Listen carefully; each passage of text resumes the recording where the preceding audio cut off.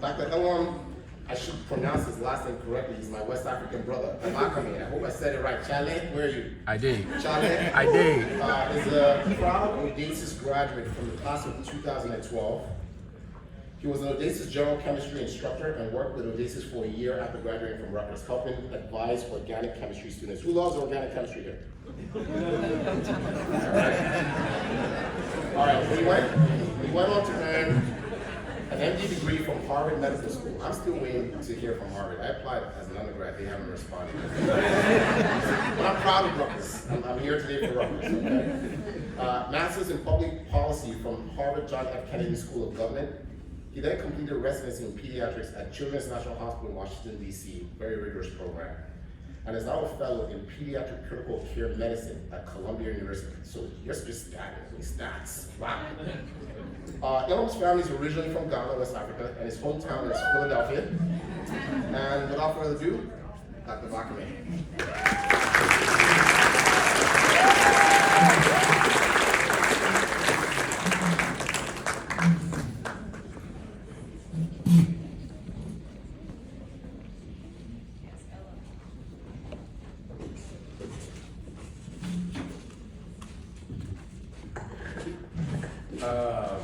Good evening, everybody. I want to say thank you for having me here.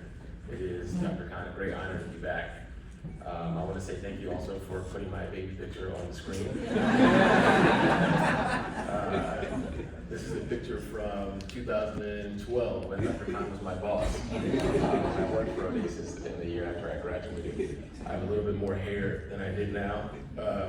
You might have thought that I shaved my facial hair down to a goatee, but at this age, that's all I could grow. So, thank God for his many blessings that we have moved on from that. There are some other familiar faces in the crowd. I want to say hello to Mercedes Rivera, who has been an advisor to me since I was 19 years old in S&DP, which is a long time ago.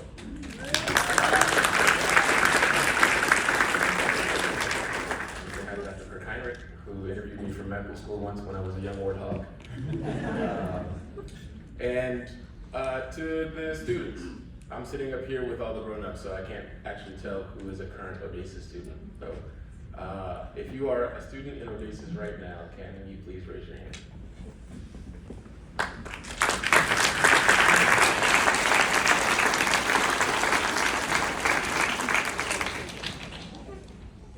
It's been 11 years since I've been in this building.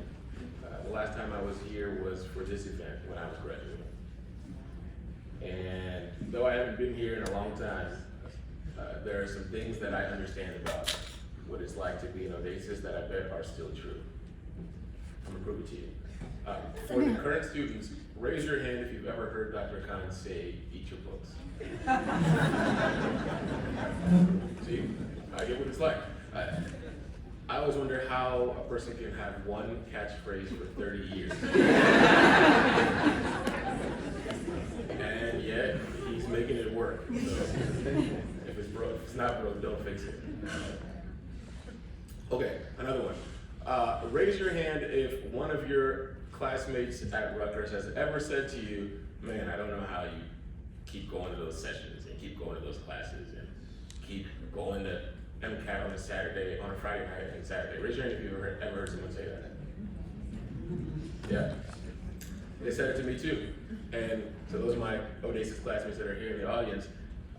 That is part of what it is to be an ODASIS, right? Raise your hand if you even ask those same questions to yourself.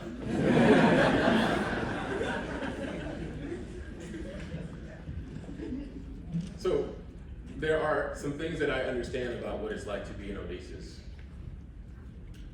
And then there are some things that I understand about what it's like to be an ODASIS that you guys can't understand. That you won't understand until you're down the road where we are. You see, this is a special group of people. You are a special group of students. This is a special organization. There are a lot of universities in this country, but there are very few of them that send so many underrepresented students into medicine and dentistry and physical therapy and pharmacy and all the health professions So many that they could fill up a room as large as this one.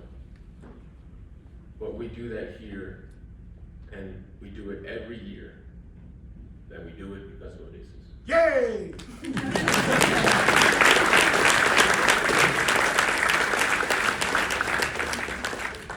There is a spirit of excellence that you all walk with, a legacy of excellence that we all walked with, and I want to encourage you to recognize that that excellence is not just about the 4 years that you were here at Rutgers.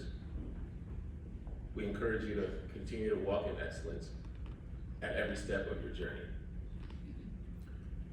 In my journey, every place I've been, there has been a person who represents ODASIS with excellence.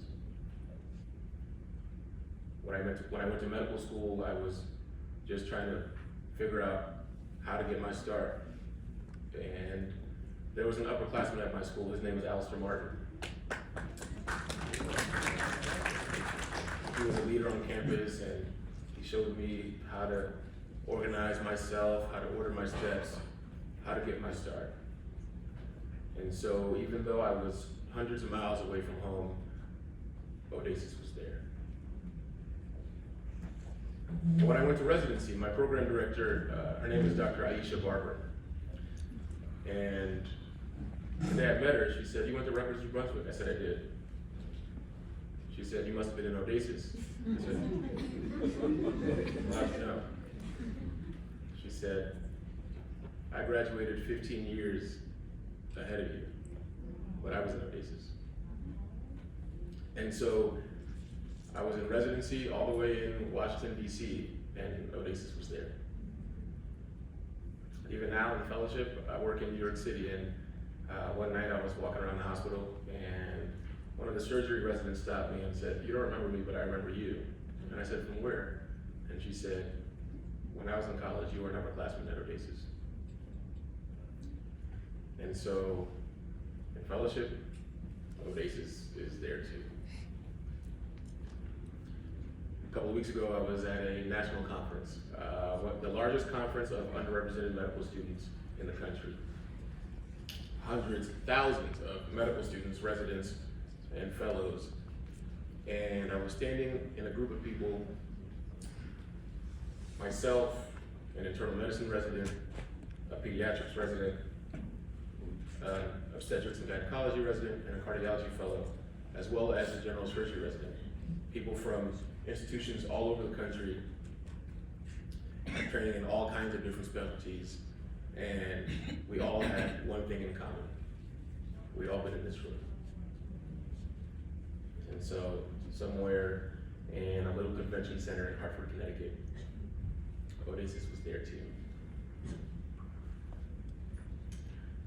You all have worked so hard, and we want to congratulate you for the work that you've done. Your future is so bright. And yet, I would be lying to you if I didn't warn you that there will also be dark days. We heard already that you're going to work harder at the next level than you even did in college. And some of you raised your hand to say that you've asked yourself why you're even doing that already. And I'm sorry to say that you're going to have those same questions for yourself at the next level, whether that's medical school or dental school or physical therapy school, whatever it is. There are going to be times where you feel overworked, exhausted, tired. You haven't seen your family, you haven't seen your friends, and you don't know why you're doing what you do. I want to tell you a story about a conversation I had at the hospital actually just yesterday. I work in the pediatric ICU, and at the hospital where I work, there's a thing called transport call, which means I'm at home, but if ever there are children in ICUs around the region, that is in New York or New Jersey or Connecticut or Pennsylvania, if there's ever a child that's at a hospital where they are sicker than what the resources of that hospital can support, they call us and say, "Can you please come take this child and save their life?" And so 6 or so weeks ago, I was at home on transport call.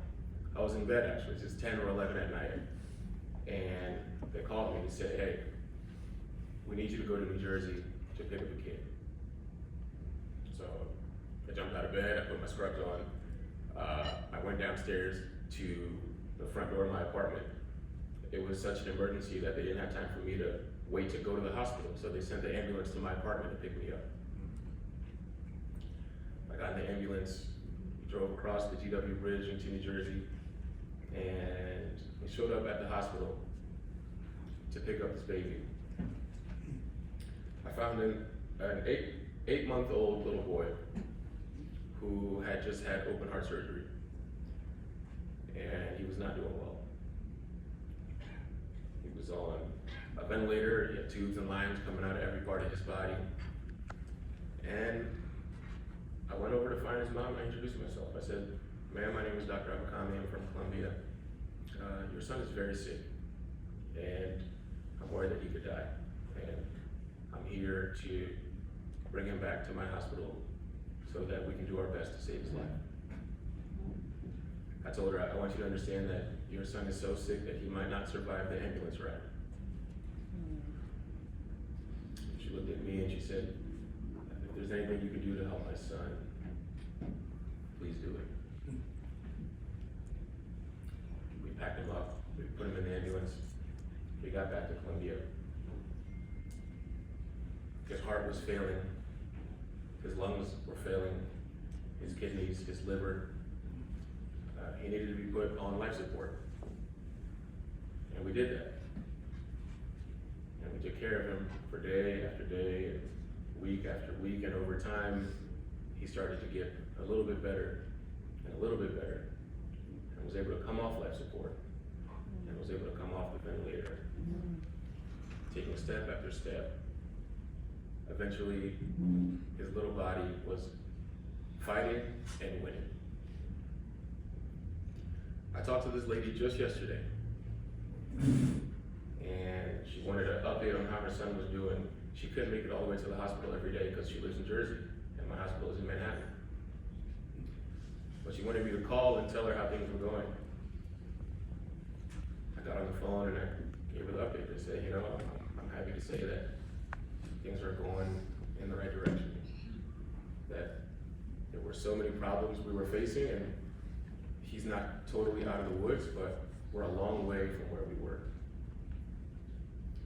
I'm on a video chat with this woman, and she looked at me and said, the night that I met you, you told me that my son was so sick that he could die. And now you're telling me that he's gonna live. With tears pouring down her face, she said, thank you. You see, that is why we do what we do. That's why you've done what you have done for these last 4 years, and it's why you're gonna do the things that you do at every step after this one. It's to make a real difference in real people's lives. So we want to say congratulations to you. And on behalf of all the ODASIS alumni, we recognize that you've worked hard, and we are so proud of the work that you've done. I want to encourage you again that I once heard a wise man say, the only reward for hard work is more hard work. Somebody in the audience said it before I could even say it. That means you know what I'm talking about. So there is more hard work ahead of you. But as you do it with a spirit of excellence. So that as you make your mark in the places that you'll go, people will be able to look at the things you've done and say, oh yeah, ODASIS was here too.